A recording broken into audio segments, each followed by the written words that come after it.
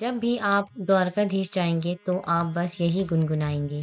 आज के इस पवित्र सफर में हमारे 7 पुरियों में से 5 पुरियों के दर्शन पूर्ण हो रहे हैं और 4 धामों में से एक धाम भी आज संपन्न हो जाएगा। तो आइए मिलकर करते हैं समुद्र की पवित्र लहरों के बीच स्थित द्वारकाधीश भगवान के दिव्य, अद्भुत और मोक्षदायक दर्शन। मान्यता है कि मथुरा छोड़ने के बाद श्री कृष्ण ने समुद्र के तट पर इस दिव्य नगरी की स्थापना की थी, जो बाद में स्वर्ण नगरी के रूप में प्रसिद्ध हुई। श्री कृष्ण के देह त्याग करने के बाद यह पूरी नगरी समुद्र में विलीन हो गई और आज भी समुद्र तल में मिले अवशेष इस चमत्कारिक इतिहास की गवाही देते हैं। 78 मीटर ऊंचा यह मंदिर और प्रतिदिन 5 बार बदला जाने वाला 52 गज का ध्वज यहाँ की आस्था का जीवंत प्रतीक है। 4 धामों और सप्तपुरियों में स्थान पाने वाला द्वारका धाम, गोमती घाट, बेट द्वारका, रुक्मणी माता मंदिर और नागेश्वर ज्योतिर्लिंग जैसी पवित्र स्थलों से घिरा है।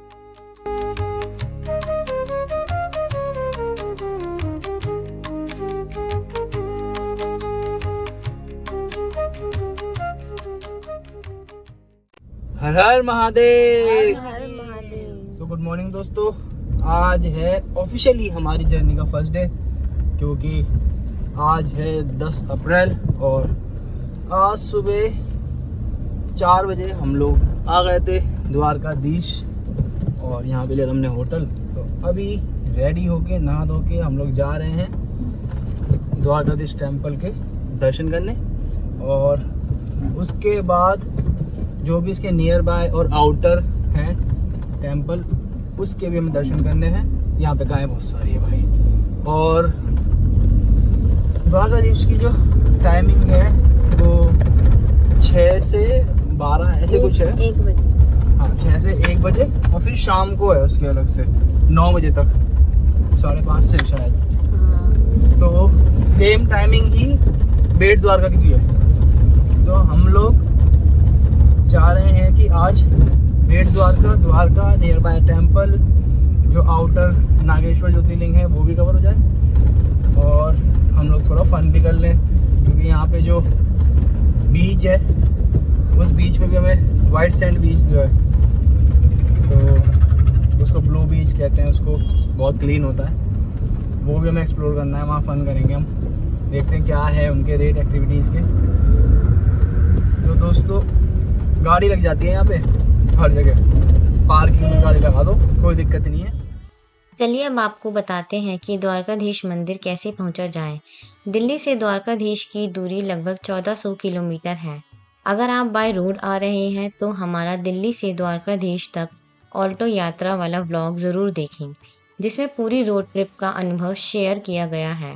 अगर आप बाय ट्रेन आना चाहते हैं तो द्वारकाधीश का नज़दीकी railway station Dwarka railway station है, जो मंदिर से लगभग 2 किलोमीटर की दूरी पर स्थित है।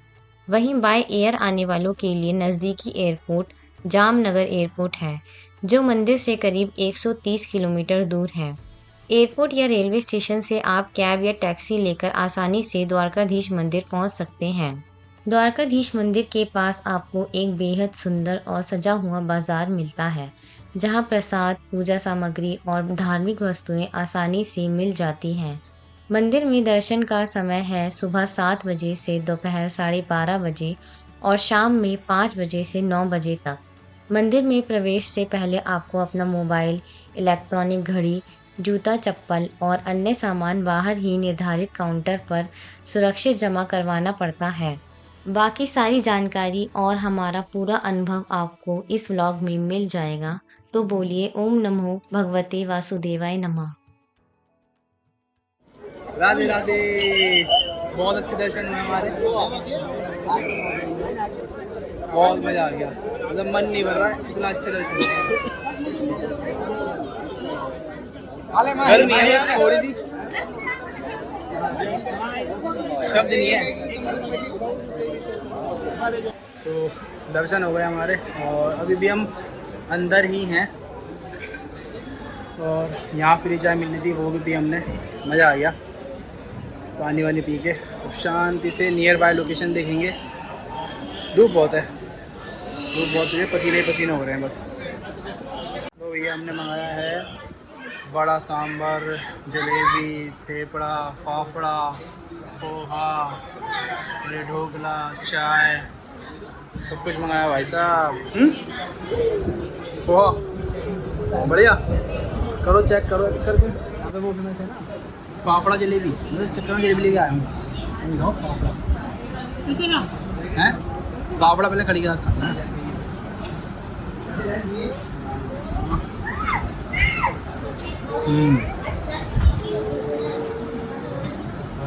फाफड़ा जलेबी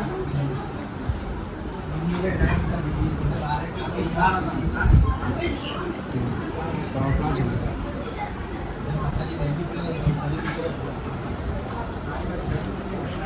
भाई, ये कॉम्बिनेशन अच्छा है। फाफड़ा जलेबी खाओ, अल्टीमेट।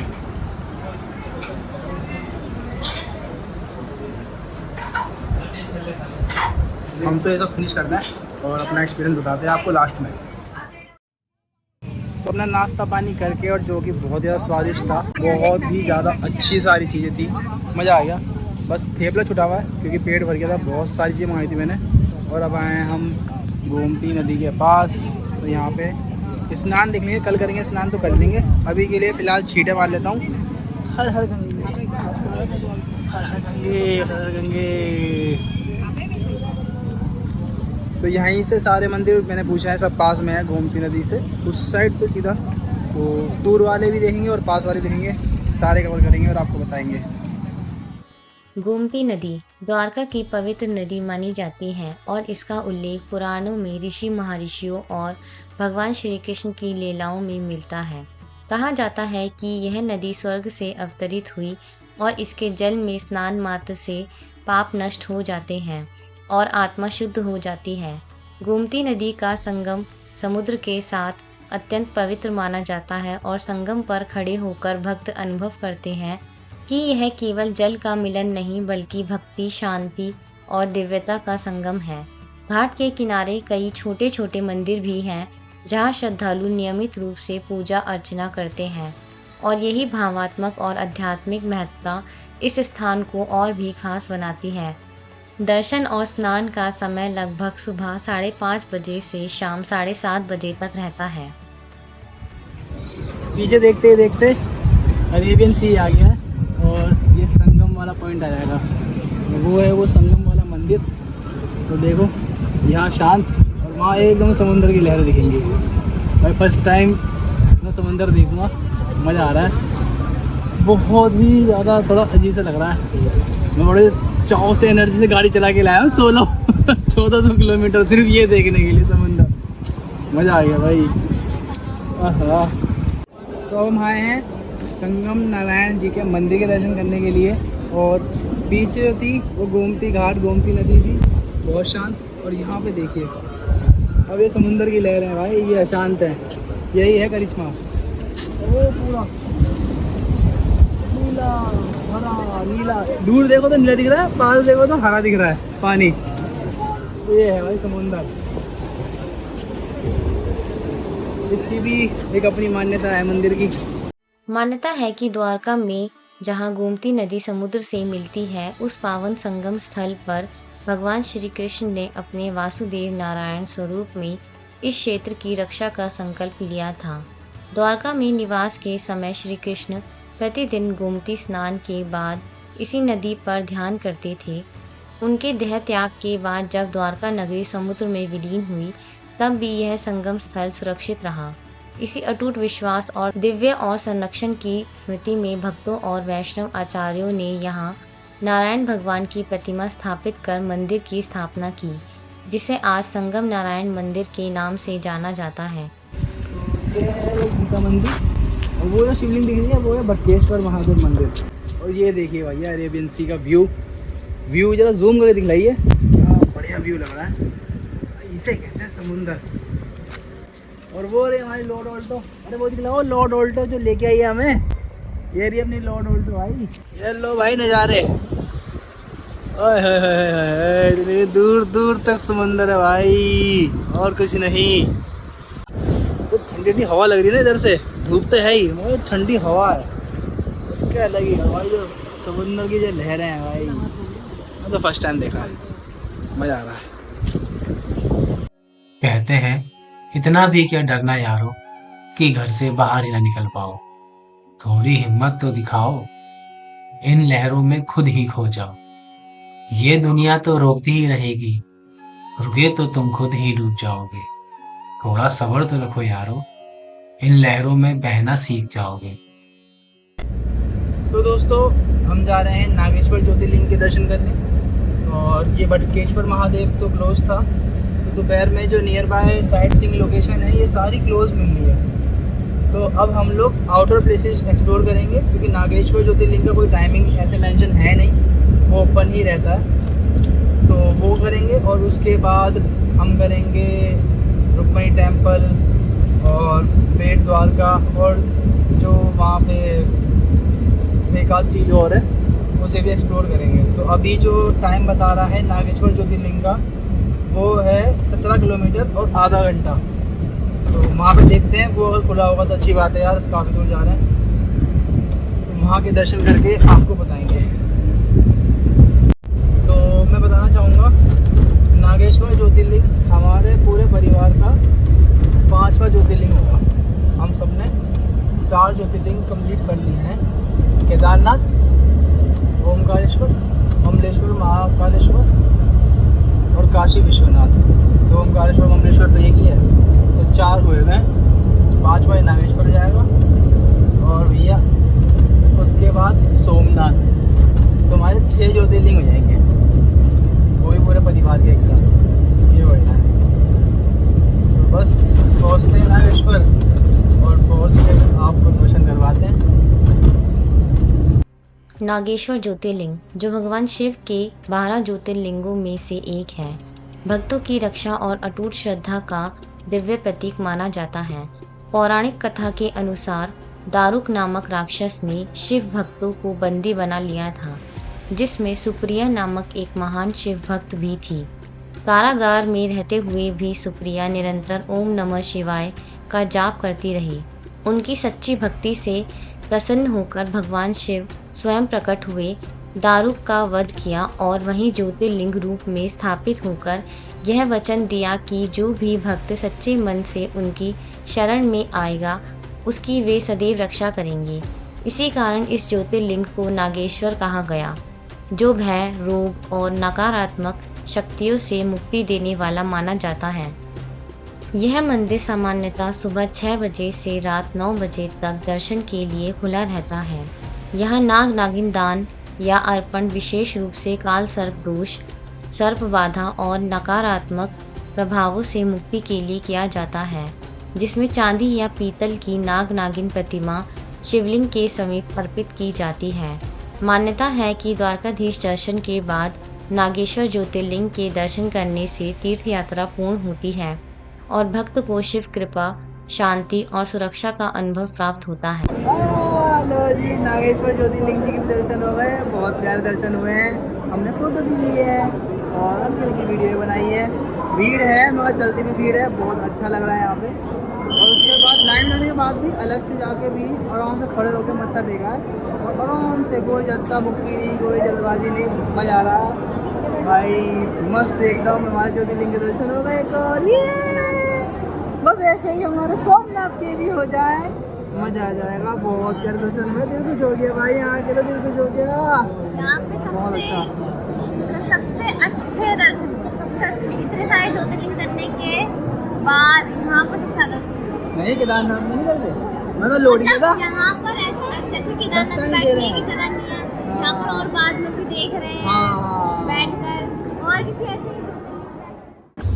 तो ये जो पूरा सर्कल होता है नागेश्वर ज्योतिर्लिंग, गोपी गोपी तालाब, फिर बेट द्वारका, उसके बाद रुक्मणी टेम्पल, तो ये पूरा सर्कल ही हम कंप्लीट कर रहे हैं। नागेश्वर ज्योतिर्लिंग जी के दर्शन हमने बहुत अच्छे से कर लिए, मज़ा आ गया दर्शन करके। और अब हम लोग जा रहे हैं गोपी तालाब, जो कि है यहाँ से 6 मिनट की दूरी पे। अच्छा जी, सही है, बस पहुँच जाएंगे हम लोग, रोड की कंडीशन अच्छी हुई तो। कहा जाता है कि जब भगवान श्री कृष्ण द्वारका छोड़कर ब्रह्मलोक गए, तब ब्रज की गोपियां उनके विरह में अत्यंत व्याकुल हो गईं। अपने अटूट प्रेम और समर्पण के भाव से वे इस पृथ्वी पर रहना नहीं चाहती थी। तब उन्होंने तालाब में अपने शरीर को त्याग दिया ताकि उनका प्रेम और भक्ति श्री कृष्ण के साथ हमेशा जीवित रहे।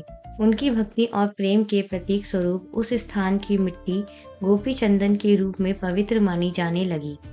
आज भी गोपी तालाब की मिट्टी वैष्णव परंपरा में तिलक और पूजा सामग्री के रूप में अत्यंत पवित्र मानी जाती है।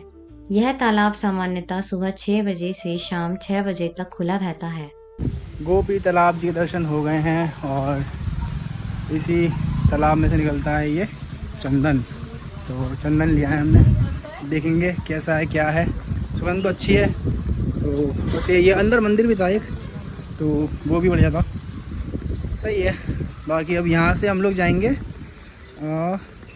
बेट द्वारका और उसके बाद रुक्मणी टेम्पल लास्ट होता है सर्कल का, तो बेट द्वारका जाएंगे, वहाँ दर्शन करेंगे। टाइम तो हो ही गया है, हाँ 5:30 हो गया, खुलने का टाइम हो गया है।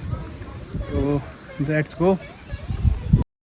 बेट द्वारका, जिसे भेट द्वारका भी कहा जाता है, गुजरात के तट पर समुद्र में स्थित एक पवित्र द्वीप है और भगवान श्री कृष्ण के निवास स्थान के रूप में प्रसिद्ध है। हाल ही में द्वीप तक पहुंचने के लिए एक नया ब्रिज बनाया गया है, जिससे श्रद्धालुओं के लिए दर्शन और यात्रा सुरक्षित व सुगम हो गई है। मंदिर में प्रवेश से पहले भक्तों को मोबाइल और अन्य इलेक्ट्रॉनिक सामान बाहर ही जमा करवाना पड़ता है। पुराणों और स्थानीय मान्यता के अनुसार जब श्री कृष्ण द्वारका में राजा बने और सुख संपन्न जीवन व्यतीत कर रहे थे, उनके परम मित्र सुदामा अत्यंत दरिद्र अवस्था में उनसे मिलने आए और मुट्ठी भर सूखे चावल भेंट स्वरूप लाए। श्री कृष्ण ने उस चावल को प्रेम और स्नेह से ग्रहण किया और बिना कुछ मांगे ही सुदामा को अत्यंत धन और आशीर्वाद दिया। इसी घटना के स्मरण में इस द्वीप को भेट द्वारका या बेट द्वारका कहा जाता है। मंदिर के दर्शन का समय सामान्यतः सुबह 7 बजे से दोपहर 12:30 बजे और शाम 5 बजे से 9 बजे तक है। यहाँ भक्तों को चावल का प्रसाद दिया जाता है, जो सुदामा की भेंट की याद और श्री कृष्ण की कृपा का प्रतीक माना जाता है। बेट द्वारका जी के दर्शन हो गए हमारे। बहुत भीड़ है भाई, देखो क्या क्राउड हुआ पड़ा, मगर मजा आ गया। हाँ देखो पब्लिक हो कितनी भीड़ है। बस बस बस बस बस ज़्यादा नहीं।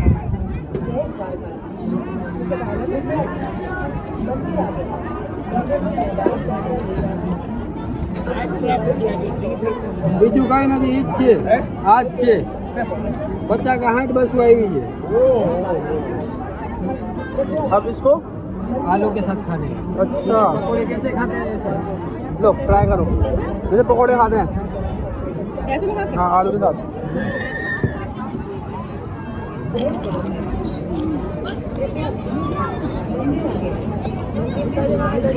आलू के साथ करो ना, आलू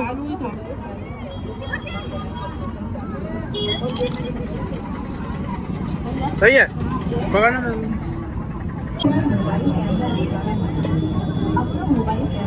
कचरी और ये आलू।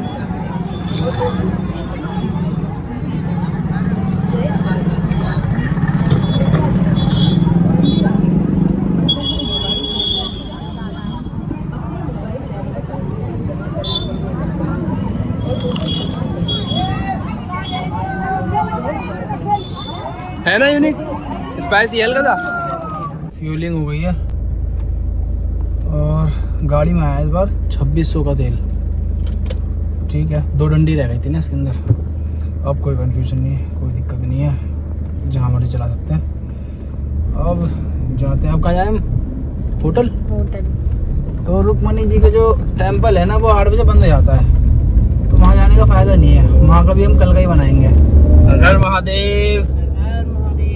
तो दोस्तों आज है हमारा द्वारका में दूसरा दिन और कल रात को अपना खाना पीना खा के हम लोग टाइम से सो गए थे, क्योंकि नींद पूरी करनी बहुत ज़रूरी है।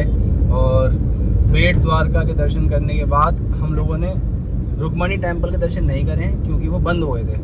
तो हम लोग टाइम से खाना खा के आ गए और आज सुबह बज रहे हैं 8 बजे और हम लोग जाएंगे अभी यहाँ से जो बटकेश्वर महादेव मंदिर, क्योंकि अभी धूप इतनी तेज नहीं है और कल भी हमें ये मंदिर क्लोज मिला था, दर्शन तो करने बनते हैं। वहाँ पे जो व्यू है उसका भी थोड़ा आनंद ले लेंगे और अपना वहाँ पे दर्शन भी कर लेंगे। उसके आजू बाजू भी बहुत सारे मंदिर है, वो सारे कवर करेंगे हम लोग, क्योंकि 2-3 ही मंदिर है शायद वहाँ पे आजू बाजू, वो सारे ही कवर करने हैं हमें। और उसके बाद देखते हैं, अगर स्वामीनारायण टेम्पल खुल गया होगा तो स्वामीनारायण टेम्पल चले जाएंगे। और जो आपका रुक्मणी टेम्पल है वो तो एक बार खुल जाए तो रात 8 बजे ही बंद होता है, इतना मैंने सुना है। तो वो तो हम जब मर्जी कर सकते हैं, मगर वो करेंगे ज़रूर, क्योंकि यात्रा कंप्लीट नहीं मानी जाएगी, तो वो ज़रूर करेंगे। और आज का जो हमारा मेन प्लान है उसके बाद वो है स्वराज बीच जाने का। और हम लोग जाएंगे स्वराज बीच, वहाँ पे थोड़ा फन एक्टिविटी और एंजॉय करेंगे। समुद्र को टच ही नहीं करा अभी तक, समुद्र किनारे घूमे जा रहे हैं बस। अब भटकेश्वर महादेव मंदिर अरब सागर के किनारे एक छोटी पहाड़ी पर स्थित है और इसकी जगह इतनी सुंदर है कि आने वाले श्रद्धालु यहाँ के प्राकृतिक और आध्यात्मिक वातावरण से मंत्रमुग्ध हो जाते हैं। बटकेश्वर महादेव मंदिर, जिसका नाम बटकेश्वर यानी महान ईश्वर से पड़ा है, लगभग 5000 वर्ष पूर्व यहाँ अरब सागर में प्रकट हुई शिवलिंग के आधार पर स्थापित हुआ है। आज इसे एक भव्य और सुंदर मंदिर के रूप में पुनर्निर्मित किया गया है। अधिकांश यात्री सुबह और शाम के समय यहाँ आते हैं ताकि समुद्र का अद्भुत दृश्य और मंदिर की दिव्यता का पूरा अनुभव कर सकें। ध्यान दें कि मंदिर दोपहर में बंद रहता है, इसलिए दर्शन के लिए समय का ध्यान रखना आवश्यक है। बटकेश्वर महादेव जी के दर्शन हो गए हैं और आज हवा है तेज, लहरें भी बढ़िया उठ रही है एकदम। कल मौसम तो थोड़ा शांत था, बट आज थोड़ा सा अशांत लग रहा है। और मौसम भी कभी धूप कभी छाँव, कभी धूप कभी छाँव, बढ़िया है ये मौसम। तो अब हम लोग चल रहे हैं अपनी अगली डेस्टिनेशन पर। ये लो जी, हम लोग आ गए हैं गीता मंदिर में। ये रहा गीता मंदिर। गीता मंदिर भगवान श्री कृष्ण की भगवत गीता की शिक्षाओं के सम्मान में स्थापित एक पवित्र स्थल है। यहाँ भक्त गीता के उपदेशों का अध्ययन करते हैं और भगवान श्री कृष्ण की लीला और ज्ञान से प्रेरित होते हैं। मंदिर का वातावरण शांत और आध्यात्मिक है, जो भक्तों को ध्यान, भक्ति और मानसिक शांति का अनुभव कराता है। दीवारों और प्रांगण में गीता के शिलालेख और चित्र इसकी खासियत है। ध्यान दें कि मंदिर सामान्यतः दोपहर में बंद रहता है। तो दोस्तों, गीता मंदिर के दर्शन कर लिए हैं और ये बहुत सिंपल मंदिर है, कुछ नहीं का अंदर। मुझे नहीं पता इसके पीछे क्या स्टोरी है इस मंदिर के, मगर गीता का उपदेश दिया था ना कृष्ण जी ने। हाँ, गीता का उपदेश दिया होगा। बाकी अब हम लोग जा रहे हैं गायत्री सिद्धिपीठ। सब आसपास ही हैं, सब आसपास हैं। तो हम लोग जा रहे हैं गायत्री सिद्धिपीठ और वहाँ देखते हैं वो मंदिर कैसा है और क्या हम लोग एक्सप्लोर कर सकते हैं। गायत्री शक्तिपीठ एक धार्मिक और आध्यात्मिक संस्थान है जो गायत्री माता और वेद माता गायत्री की पूजा, साधना और ज्ञान के प्रचार प्रसार के लिए समर्पित है। इसकी स्थापना पंडित श्री राम शर्मा आचार्य ने की थी और यह अखिल विश्व गायत्री परिवार का हिस्सा है, जिसका मुख्य केंद्र शांति कुंज हरिद्वार में स्थित है। गायत्री माता को वेदों की जननी माना जाता है और वे 5 मुखों वाली देवी के रूप में प्रकट होती है, जो प्रकृति के 5 तत्व और 5 कोशों का प्रतिनिधित्व करती है। यहाँ भक्त गायत्री मंत्र का सामूहिक जप और साधना करते हैं। साथ ही समाज सुधार, संस्कार, शिक्षा, स्वास्थ्य और पर्यावरण जैसे कार्यों में यह शक्तिपीठ सक्रिय है। यहाँ यात्रियों और भक्तों के लिए होटल और कमरे की भी सुविधा उपलब्ध है, जिससे लंबी यात्रा करने वाले भक्त आराम से ठहर सकते हैं।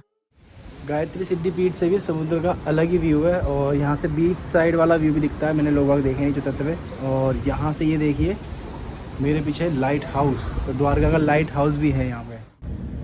तो गायत्री शक्तिपीठ के बाद आपको ना यहीं पे ही रत्नेश्वर महादेव मंदिर और पंचमुखी हनुमान जी मंदिर भी मिलेंगे। हमने वहाँ दर्शन करे हैं और काफ़ी अच्छे हैं। ये देखिए भाई,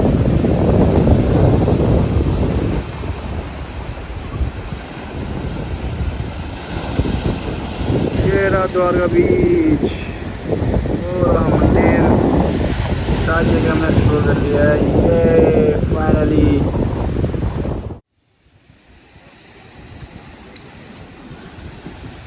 हग समुंदर किनारे वॉक कर ले अम्मा के चौथ द्वारका बीच के किनारे पे। ओहो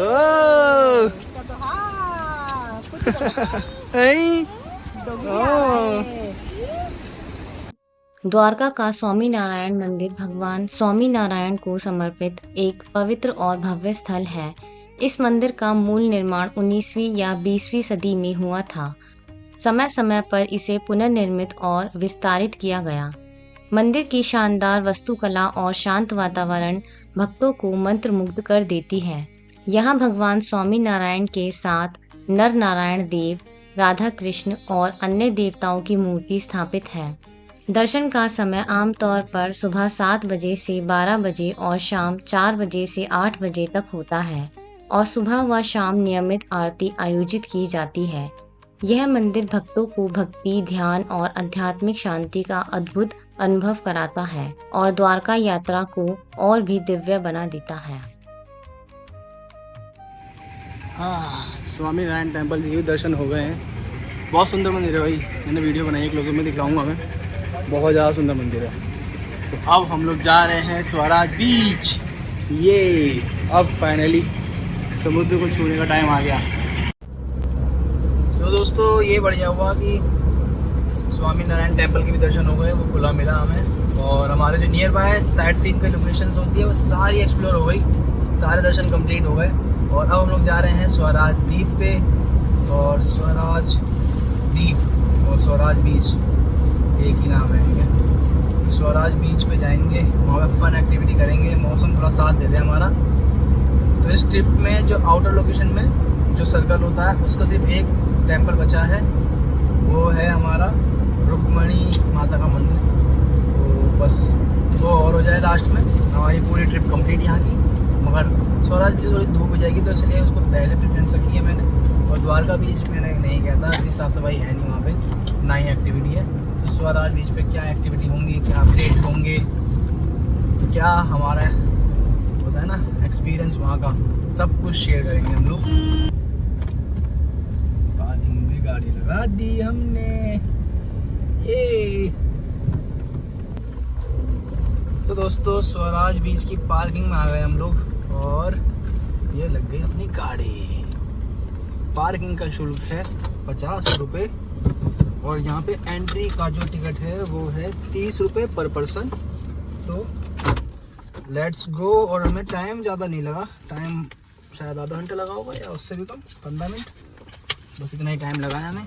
शिवराजपुर बीच द्वारका गुजरात का एकमात्र ब्लू फ्लैग सर्टिफाइड समुद्र तट है जो अपनी सफ़ेद और मुलायम रेत, क्रिस्टल क्लियर पानी और प्राकृतिक सौंदर्य के लिए प्रसिद्ध है। यह बीच शहर से लगभग 12 किलोमीटर उत्तर में द्वारका ओखा राजमार्ग पर स्थित है। ब्लू फ्लैग सर्टिफिकेशन इसे विश्व स्तर की स्वच्छता, सुरक्षा और पर्यावरण संरक्षण के लिए मान्यता प्रदान करता है। यहाँ आने वाले पर्यटक और श्रद्धालु सूर्योदय और सूर्यास्त का मंत्रमुग्ध कर देने वाला दृश्य देख सकते हैं और समुद्र की लहरों के बीच शांति और आनंद का अनुभव कर सकते हैं। बीच पर उपलब्ध सुविधाएं जैसे लाइफ गार्ड, सुरक्षित तैराकी क्षेत्र और आसपास की छोटी दुकानें यात्रियों को आराम और सुविधा देती हैं। यहाँ जल गतिविधियाँ भी उपलब्ध हैं। शिवराजपुर बीच आमतौर पर सुबह 6 बजे से शाम 6 बजे तक खुला रहता है ताकि श्रद्धालु और पर्यटक सुरक्षित रूप से इसे आनंद ले सकें।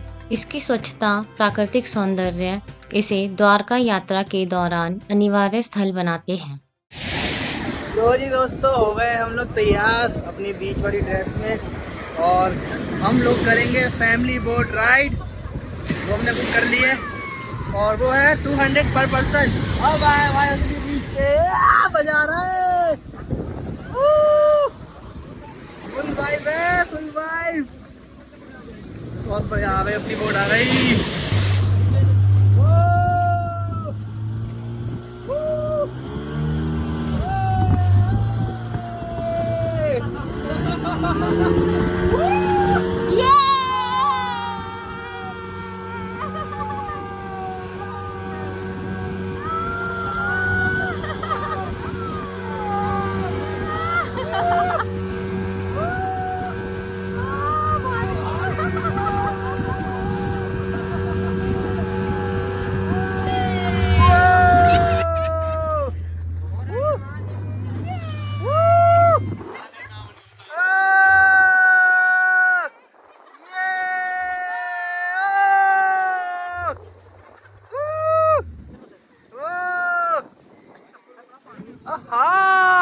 आ रही लहर, पकड़ लेना भैया।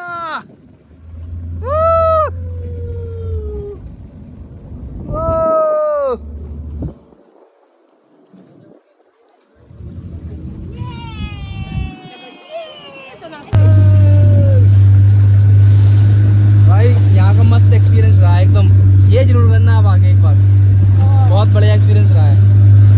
और लाइफ जैकेट वगैरह सब मिलती है, सेफ है, तो हमें तो मज़ा आ गया। अब जब आए थे, जब तेज़ी से आए थे, जाते हुए आराम से जा रहे हैं, मगर बेस्ट एक्सपीरियंस था। फ़ोटो वगैरह के लिए टाइम दिया, प्रॉपर फ़ोटो खींची हमने। और भाई समुंदर की लहरें, गजब लहरें भाई। कल तो समुंदर शांत था, आज समुंदर अशांत है भाई, बहुत खतरनाक लहरें। नाव देखो, वो देखो, वो देखो कैसे, ये समुंदर की लहरें। नमक वाला पानी है, नमक मेरे मुँह में भी गया था। ये हाँ हो गया एकदम। भाई सही है, बहुत बढ़िया, मज़ा आ गया। कहते हैं जिंदगी की राहें चाहे कितनी ही कठिन क्यों ना हो, हर रास्ते पर सब्र का दामन थामना पड़ता है। कभी कभी खुद से मिलने के लिए खुद से ही लड़ना पड़ता है। मुझे किसी मुकाम का शौक नहीं यारो, बस अपनों के साथ मिले दो खुशी के पल, इन्हीं की चाह में हर मुश्किल राह से गुजरना पड़ता है। ये भाई गुजराती डिश कचरी के साथ आलू, हमने कल भी खाई थी। ये देखो बीच के मजे, बीच पर आराम से खा रहे हैं। लो जी दोस्तों, तो हम लोग निकल चुके हैं बीच से और बहुत इन्जॉय करा हमने। समय हो रहा है 2:15, काफ़ी लंबा ही इन्जॉय हो गया है।